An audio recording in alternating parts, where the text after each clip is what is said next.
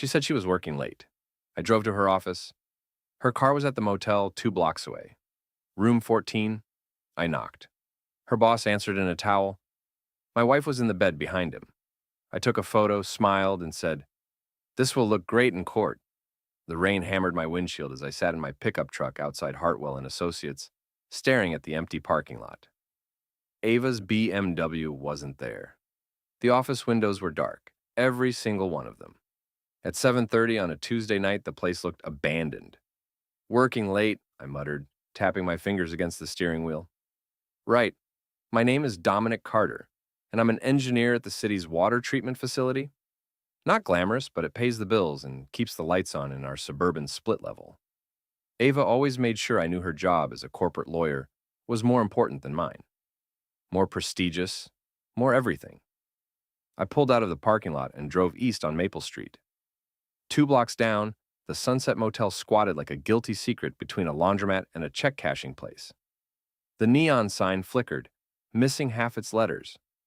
And there, parked right in front of room 14, sat Ava's silver BMW. My hands tightened on the wheel. 22 years of marriage, and it comes down to this: a cheap motel that charges by the hour. I parked across the street and pulled out my phone. The camera app opened with a soft chime. Then I walked across the cracked asphalt, my work boots splashing through puddles that reflected the broken neon. Room 14. The curtains were drawn, but light leaked around the edges. I could hear voices inside, laughter. Ava's laugh, the one she used to save for me. I knocked 3 times. Firm, steady knocks. Footsteps approached the door. The chain rattled. The lock turned. Bennett Ashford opened the door, wearing nothing but a white towel around his waist. His chest was still damp with sweat. His perfectly styled hair was messed up. His face went from annoyed to shocked to terrified in about 2 seconds. Behind him, I could see Ava sitting up in bed, clutching a sheet to her chest. Her mouth fell open when she saw me. I raised my phone and took the photo. The flash lit up the doorway like lightning. Room number 14, clearly visible. Bennett in his towel, Ava in the background. "This will look great in court," I said, giving Bennett my biggest smile. Then I turned around and I walked back to my truck, leaving them both frozen in that doorway, like mannequins in a store window. The drive home took exactly 12 minutes. I pulled into our driveway, walked into my house, and poured myself a whiskey. Then I opened my laptop and sent the photo to my attorney, David Kellerman, with a simple message: "Found what we needed for the prenup clause." Our prenuptial agreement was crystal clear about infidelity. Ava had insisted on it, actually. Said it would protect both of us. What she didn't count on was being the one caught cheating. I was finishing my whiskey when headlights swept across the living room window. Ava's BMW pulled into the driveway. I heard her car door slam, then her heels clicking up the front walkway. She burst through the front door like a storm, her hair disheveled, her makeup smeared. "Dom, I can explain." "No need," I said, not looking up from my laptop. "The photo explains everything." "You don't understand. It's not what it looks like." I finally looked at her. "Really? Because it looks like you were in a motel room with your boss while he was wearing a towel. What exactly am I misunderstanding?" Her face crumpled. "It just happened. We were working late, and your office was dark, Ava. Empty parking lot. No cars, no lights, no late-night work session." She sat down heavily on the couch across from me. "How long have you known?" "About tonight, since about 8 o'clock. About you and Bennett in general." "I've suspected for months." The truth was, I'd been noticing things. Late nights that became more frequent. Whispered phone calls. New lingerie that never made an appearance at home. The way she'd started dressing differently.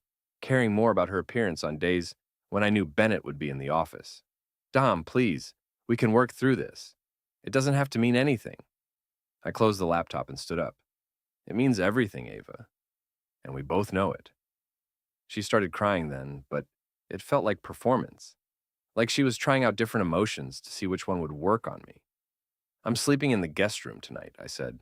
"Tomorrow you can explain to Jordan why his parents are getting divorced." Our 17-year-old son was upstairs, probably wearing headphones and playing video games, oblivious to the fact that his world was about to change. I walked toward the stairs, then stopped. Oh, and Ava, you might want to call Bennett. Let him know that corporate credit card receipt for room 14 is going to HR tomorrow morning. Along with the photo, her face went white. You wouldn't. Watch me. The next morning, I woke up at 5:30 like always. Showered, made coffee, and checked my email. David Kellerman had already responded. This is exactly what we needed. I'll file the papers today. Given the prenup, she won't get much. Ava was still asleep when I left for work. I wrote a note and left it on the kitchen counter. Jordan's soccer game is at 4. Don't miss it because you're working late. At the water treatment plant, I tried to focus on the day's tasks. We had a pump that needed replacing and water quality tests to run. Normal stuff. The kind of work that keeps a city running, even when individual lives are falling apart. My phone buzzed around 10. Text message from Ava. We need to talk. I typed back, talk to your lawyer. Another buzz. Don't do this to our family. This time I didn't respond. At lunch, I drove to the Pit, a boxing gym in the old warehouse district, where I'd been working out for the past 5 years. The owner, Big Mike Torino, was a former heavyweight who'd opened the place after his fighting days ended. The gym was full of guys like me, blue-collar workers who needed somewhere to hit things without getting arrested. You look like hell, Dom, Mike said as I wrapped my hands. What's eating you? Caught my wife cheating last night. Mike stopped what he was doing. Oh man, I'm sorry. You sure? Positive. Got photos and everything. What are you gonna do? Already did it. Filed for divorce this morning. Mike nodded approvingly. Good. Don't let her drag it out with counseling and second chances. Once a cheater, always a cheater. I spent 40 minutes beating the heavy bag, imagining Bennett Ashford's face with every punch. It helped a little. When I got home that evening, Jordan was in the kitchen making a sandwich. My son looked like a younger version of me. Brown hair, solid build, serious eyes. He was going to be a good man someday, assuming I didn't mess him up too badly with this divorce. Mom's been crying all day, he said without looking at me. I know, son. We need to talk. I told him everything, keeping it simple and honest. Your mother was cheating. I caught her. We're getting divorced. You'll live with me, but you can see her whenever you want. Jordan listened without saying much. When I finished, he asked, Are you okay, Dad? I will be. Good. Because I was never really sure about that Bennett guy anyway. He always looked at Mom weird when he came to the barbecue last summer. Smart kid. Ava came home around 8, looking like she'd been through a tornado. Her eyes were red and puffy. Her usually perfect hair was pulled back in a messy ponytail. How did it go at the office? I asked. She glared at me. You know exactly how it went. Actually, I don't. Tell me. She sat down at the kitchen table and put her head in her hands. HR called Bennett and me into a meeting at 2 o'clock. They had the photo and the credit card receipt. Bennett tried to deny everything, but the evidence was pretty clear. And they suspended him pending investigation, me too. Suspended with pay? Without. I poured myself a beer and leaned against the counter. That's unfortunate. Don't, she said. Don't act like you're not enjoying this. You're right, I am enjoying it. You and Bennett thought you were so clever, sneaking around behind my back, using company money to pay for your little rendezvous. Did you really think there wouldn't be consequences? It wasn't supposed to happen like this. How was it supposed to happen, Ava? Were you planning to leave me? Or were you just going to keep cheating indefinitely? She didn't answer.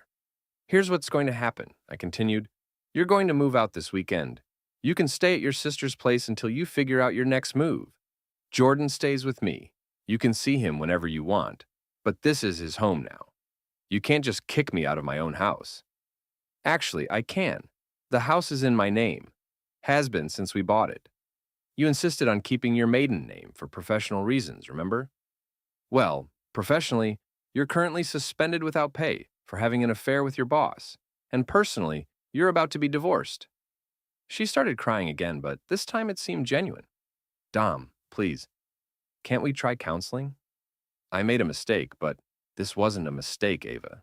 Mistakes are when you forget to pick up milk at the store. This was a choice, a series of choices. You chose to lie to me. You chose to sneak around. You chose to be in that motel room.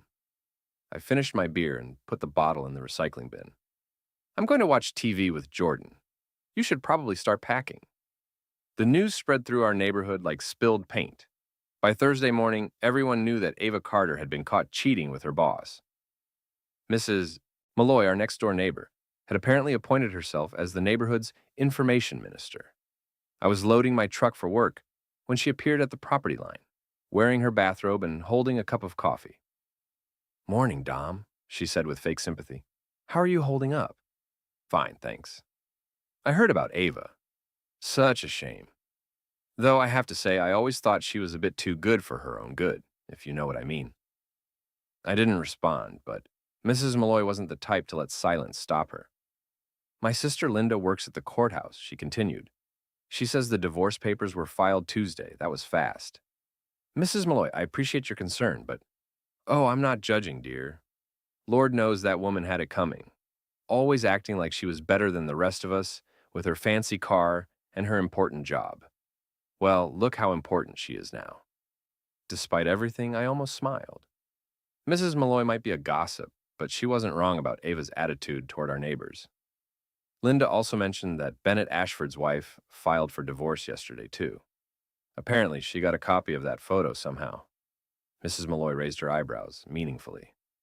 I hadn't sent the photo to Bennett's wife, but I wasn't surprised someone had. News like this doesn't stay contained. "Anyway," Mrs. Malloy continued, "if you need anything, casseroles, someone to watch Jordan, whatever, you just let me know. The neighborhood takes care of its own." "Thanks, Mrs. Malloy. I appreciate that." At work, I found myself oddly productive. Maybe it was the clarity that comes from having your life completely upended, but I tackled projects I'd been putting off for months. Fixed the circulation pump in Sector 3, updated the maintenance logs, even organized my tool cabinet. My supervisor, Pete Kowalski, stopped by around lunch. "Heard you're going through some personal stuff," he said.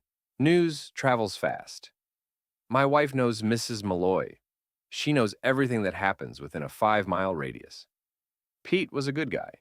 He'd been at the plant for 30 years and had seen plenty of employees go through rough patches. "You need some time off?" he asked. "No, I'm good. Work helps keep my mind occupied." "All right, but if you change your mind, just let me know." That evening, I picked Jordan up from soccer practice. He'd made varsity as a junior, which was impressive for a kid who'd only been playing seriously for 3 years. "Coach wants to know if you can help with the fundraiser next month," Jordan said as we drove home. "What kind of fundraiser?" "Car wash. They need parent volunteers." "Sure, I can do that." We drove in comfortable silence for a while. Then Jordan asked, "Dad, are you angry?" "About what?" "About Mom. About everything." I thought about it. "Yeah, I'm angry, but not at you. Never at you." "I know, I don't want you to do anything stupid because you're mad." "Like what?" "I don't know. Some of the guys at school, when their parents got divorced, their dads went a little crazy. Started drinking too much or dating weird women or buying motorcycles they couldn't afford." I laughed. "I promise not to buy a motorcycle. What about the drinking and weird women? I'll try to keep both to a minimum." When we got home, Ava's car was in the driveway. I found her in the bedroom, packing clothes into suitcases. "I found an apartment," she said without looking at me. "I can move in this weekend." "Good. It's not much. 1 bedroom in that complex over on Pine Street." The Pine Street apartments were a step down from our neighborhood. Not terrible, but definitely a come down for someone who'd been living in a 4-bedroom house. "Jordan can visit whenever he wants," I said. "I know, you already told me." She folded a blouse and placed it carefully in the suitcase. "Dom, I want you to know that I never meant for this to happen." "But it did happen." "Yes, it did." She sat down on the edge of the bed, our bed where we'd slept together for 22 years. "I don't know why I did it," she said quietly. "Bennett was charming and successful, and he made me feel important, special, like I was more than just a small-town lawyer married to a water plant engineer." "And what's wrong with being married to a water plant engineer?" "Nothing. That's not what I meant." "That's exactly what you meant, Ava. You were embarrassed by me, by our life, by the fact that I work with my hands instead of pushing papers around a conference table." She didn't deny it. "Well, congratulations," I continued. "Now you're a small-town lawyer who's been suspended without pay for having an affair with her boss. That's definitely more special. She flinched like I'd slapped her. I deserve that, she said. Yeah, you do. Over the next week, I settled into a new routine. Work, gym, home with Jordan, repeat. It was simpler than my old life and in some ways better. No more walking on eggshells around Ava's moods. No more pretending to be interested in her work gossip. No more feeling like I wasn't good enough for my own wife. But I wasn't done with Bennett Ashford. The man had been having an affair with my wife for months, using company money to pay for motel rooms, and generally acting like he was untouchable. His suspension from Hartwell and Associates was just the beginning. I started doing research. Bennett lived in Riverside Heights, the most expensive neighborhood in town. Big house, 3-car garage, swimming pool. His wife, soon-to-be ex-wife, was a doctor. They had 2 kids in private school. More importantly, Bennett had a reputation to maintain. He sat on the board of directors for the Chamber of Commerce. He was a member of the country club. He played golf with the mayor every Thursday. All of that was about to change. I started with social media. Bennett's Facebook page was full of professional photos and humble bragging posts about his success. His LinkedIn profile listed all his accomplishments and community involvement. His law firm's website featured him prominently on the About Us page. I created a fake email account and started sending anonymous messages to the Chamber of Commerce board, informing them that one of their directors was under investigation for misusing company funds. To the country club membership committee, suggesting they might want to review Bennett's character references. To the partners at Hartwell and Associates, asking whether they were aware that Bennett had been using corporate credit cards for personal entertainment. I didn't lie about anything. I just made sure the right people had the right information. The results were almost immediate. By Friday, Bennett had resigned from the Chamber of Commerce Board. The country club had temporarily suspended his membership, pending the outcome of his employment situation. And according to Mrs. Malloy's courthouse sources, his wife had filed for an emergency restraining order to keep him away from their house. But I wasn't finished. Saturday morning, I drove to The Verdict, a bar downtown where a lot of lawyers hung out after work. It was the kind of place where deals got made and gossip got traded. I'd been there a few times with Ava for office parties. The bartender was a guy named Tommy who'd been working there for 20 years. He knew everyone and heard everything. "Dom Carter," Tommy said when I walked in. "Haven't seen you in a while. How's Ava?" "We're getting divorced." Tommy's expression shifted. "Sorry to hear that, man." "Don't be. She was cheating on me with Bennett Ashford." "No kidding? That guy's been coming in here for months, always with different women, never his wife." "Different women?" "Yeah. Your wife was just the latest. Guy's got a real problem with fidelity." This was interesting. "Any chance you remember who some of the others were?" Tommy glanced around the empty bar, then leaned closer. "There was that paralegal from Morrison and Associates, redhead, and one of the court reporters. Blonde woman, maybe 40. You think they'd be willing to talk about it?" "Depends on what you're offering." I slid a $50 bill across the bar. "Just their names and phone numbers." Tommy pocketed the money and wrote the information on a cocktail napkin. That afternoon, I made 2 phone calls. The paralegal, whose name was Jennifer Walsh, was initially suspicious. But when I explained that Bennett was facing an investigation and that her testimony could help establish a pattern of behavior, she became more cooperative. "He told me his wife didn't understand him," she said. Classic line, right? But I was going through a rough patch, and he was charming and successful. It lasted about 3 months before I came to my senses. The court reporter, Lisa Chen, had a similar story. Bennett had pursued her aggressively, made big promises about leaving his wife, then disappeared when she started asking for more commitment. "He's a predator," Lisa said bluntly. "He targets women who are vulnerable or going through difficult times." I should have reported him to the Bar Association. "It's not too late," I suggested. By Sunday evening, I had statements from both women detailing their relationships with Bennett. I also had copies of credit card receipts showing that he'd used company funds for their dates, just like he'd done with Ava. Monday morning, I mailed everything to the State Bar Association's Ethics Committee, along with a formal complaint alleging professional misconduct. Then, I sat back and waited for the dominoes to fall. The call came on Wednesday evening. I was helping Jordan with his calculus homework when my phone rang. Unknown number. Dom, it's Bennett. We need to talk. I put the phone on speaker. I'm listening. Not over the phone. Meet me at the verdict in an hour. Why would I want to do that? Because if you don't stop what you're doing, I'm going to make your life very difficult. I almost laughed. My life is already difficult, Bennett. My wife was cheating on me with her boss. Remember? You've made your point. The divorce, the HR complaint, all of it. But this campaign of harassment needs to stop. Harassment? I haven't harassed anyone. I've just been sharing information with interested parties.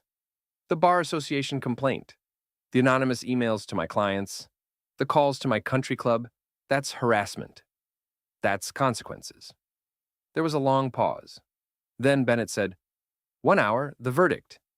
If you don't show up, I'm filing a restraining order against you tomorrow. He hung up. Jordan looked at me with concern. Dad, maybe you shouldn't go. It's fine. Bennett's all bluster. Besides, the verdict is a public place. Want me to come with you? No. You stay here and finish your homework. I'll be back in 2 hours. The verdict was busier than usual for a Wednesday night. I spotted Bennett immediately. He was sitting in a corner booth, wearing an expensive suit that probably cost more than I made in a month. He looked terrible. His usually perfect hair was disheveled, and there were dark circles under his eyes. I bought a beer and walked over to his table. You look like hell, I said, sliding into the booth across from him. You've ruined my life. No, Bennett, you ruined your own life. I just documented it. He leaned forward. Do you have any idea what you've cost me? My marriage is over. My job is gone. The Bar Association is investigating me. My own law firm is considering suing me for misuse of company funds. And I want it to stop. I took a sip of my beer. What exactly do you want me to stop? Being honest about what you did? I want you to withdraw the bar complaint. I want you to stop contacting my former clients. I want you to stop spreading rumors about me. I haven't spread any rumors. Everything I've shared has been factual. Bennett's face was getting red. You're destroying my reputation. Your reputation was built on lies. I'm just letting people see the truth. What do you want? Money? I can pay you to back off. I don't want your money, Bennett. Then what?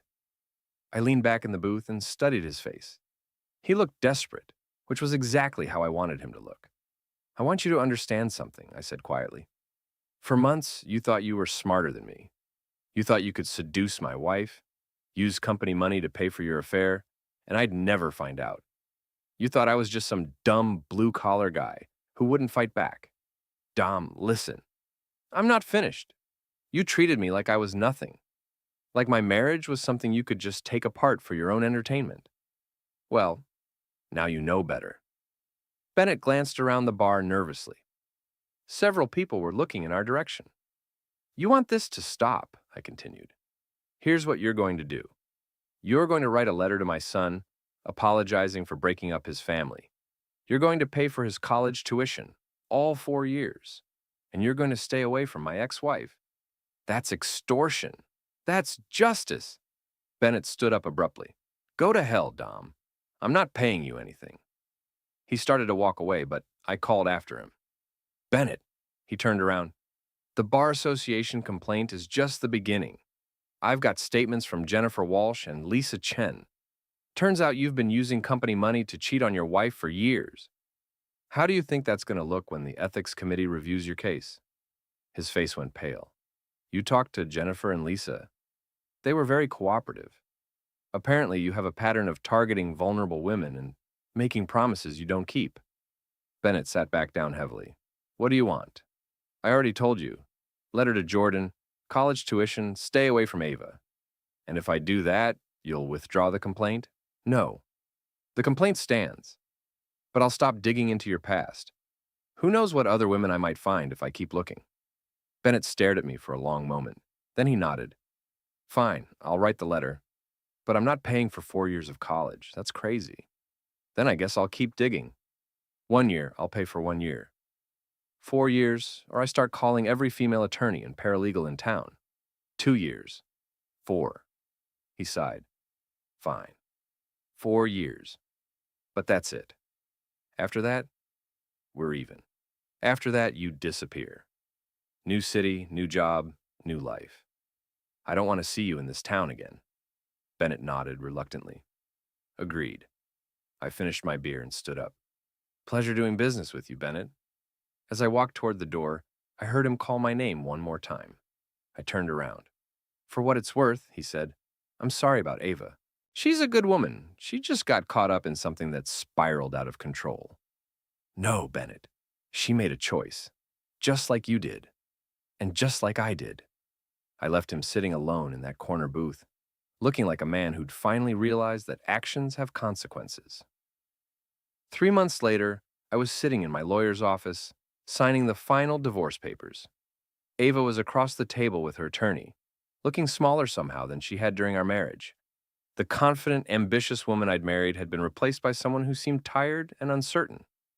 The house remains with Mr. Carter, David Kellerman read from the settlement agreement. Mrs. Carter waives all claims to the property. Mr. Carter will retain primary custody of Jordan, with Mrs. Carter having visitation rights every other weekend, and holidays to be determined by mutual agreement. Ava's attorney, a thin man named Phillips, nodded. Mrs. Carter will retain her retirement accounts and her personal vehicle. No alimony will be paid by either party. Thanks to the prenuptial agreement and the evidence of infidelity, Ava was getting exactly what she'd brought into the marriage, which wasn't much. Any questions? David asked. I shook my head. Ava remained silent. We signed the papers without ceremony. 22 years of marriage reduced to a stack of legal documents.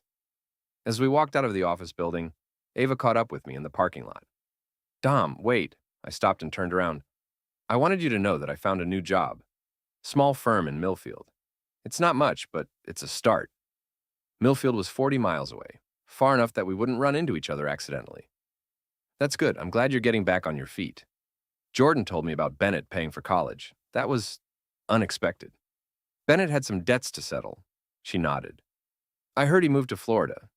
New job, fresh start. Good for him. We stood there awkwardly for a moment. Then Ava said, I know you probably don't believe this, but I really am sorry about everything. I believe you. Do you think someday we might be able to be friends for Jordan's sake? I considered the question. Maybe, but not today. I understand. She got into her car and drove away. I watched her taillights disappear around the corner, then got into my truck and headed home. Jordan was in the kitchen when I walked in, making himself a sandwich. How did it go? He asked. It's final. Your mom and I are officially divorced. How do you feel? Relieved, mostly. Jordan nodded. Me too, actually. The last few months have been weird, but at least now we know where we stand. Your mom found a new job. She's doing okay. That's good. I was worried about her. I ruffled his hair. You're a good kid, Jordan. Don't let any of this change that. That evening, I drove to the pit for my usual workout. Big Mike was training a young heavyweight who looked like he might actually have some talent. How'd the divorce go? Mike asked during a break. Signed and sealed. I'm officially a free man. Congratulations. You gonna celebrate? I was thinking about it. Want to grab dinner somewhere? Can't tonight. Got a date. A date? With who? Mike grinned. Remember that court reporter you were asking about? Lisa Chen? Turns out she's been coming to the gym for a few weeks now. We got to talking. I laughed. Good for you, Mike. What about you? You thinking about getting back out there? Eventually, but not yet. I've got some healing to do first. Fair enough. But don't wait too long. You're a good guy, Dom. Some woman out there is going to be lucky to find you. I spent an hour working the heavy bag, thinking about the past few months. The discovery, the confrontation, the revenge, the resolution. It had been exhausting and painful and satisfying all at the same time. When I got home, Jordan was doing homework at the kitchen table. Dad, can I ask you something? Sure. Are you proud of what you did with Bennett and everything? I sat down across from him. That's a complicated question. I know, but I'm curious. I thought about it for a moment. I'm not proud of the fact that it was necessary. I wish your mom had made different choices. I wish Bennett had been a better man. But given what happened, yes, I'm proud that I stood up for myself and for our family. Some people might say you went too far. Some people might be right, but Bennett destroyed our family for his own selfish reasons. He used company money to do it. He had a pattern of manipulating women.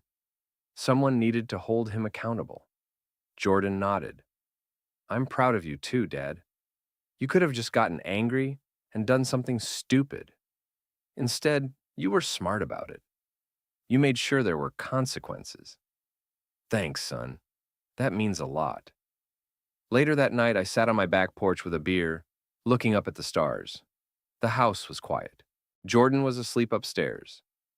For the first time in months, I felt genuinely peaceful. My phone buzzed with a text message. Unknown number.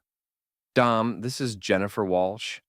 I wanted to thank you for encouraging me to file that bar complaint against Bennett. The ethics committee ruled in our favor. He's been disbarred. I thought you should know. I typed back, glad I could help. Another message appeared. Lisa Chen here. Bennett's law firm settled our lawsuit today. Thank you for connecting us with that attorney. Justice served. I smiled and put the phone away. Bennett Ashford had finally faced the full consequences of his actions. His law license was gone. His reputation was destroyed. His marriage was over. He'd been forced to leave town and start over somewhere else. Some people might call it excessive, but I called it fair. I finished my beer and went inside. Tomorrow was a new day, and I had a life to rebuild. But tonight, for the first time since I'd knocked on the door of room 14, I felt like I could sleep peacefully. The underdog had won.